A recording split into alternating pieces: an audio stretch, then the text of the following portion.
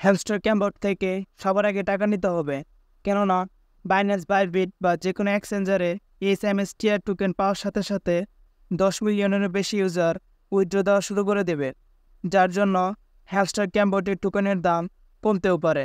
তুমি যদি সবার আগে উইথড্র দিয়ে টাকা বিকাশ বা নগদে নিয়ে আনতে পারো তাহলে তুমি চিন্তামুক্ত থাকবে। আরেকটা কথা, হ্যামস্টার ক্যাম্পবোর্ড বা যে কোনো এক্সচেঞ্জারের টোকেন নেওয়ার সাথে সাথে সেটিকে ইউএসডিটিতে কনভার্ট করে নিতে হবে।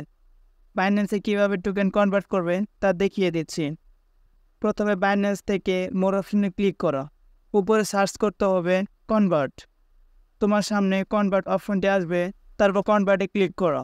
এরপর ফর্মের জায়গায় তুমি এসএমএসটিআর টোকেনটি বসাবে এবং তার নিচে ইউএসডিটি বসাবে। এতে করে টোকেনের প্রাইস কমলেও কোনো চিন্তার কারণ নেই।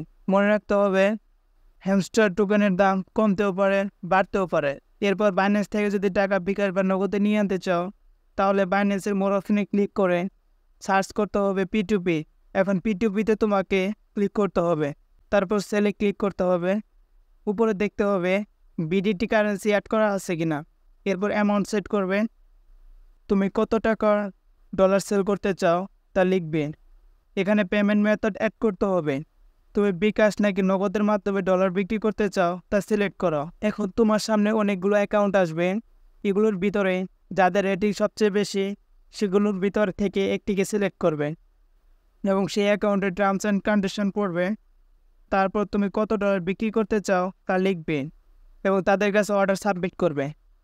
কিছুক্ষণের মধ্যে তারা তোমাকে তোমার বিকাশ বা নগদে টাকাটি দিয়ে দিবে।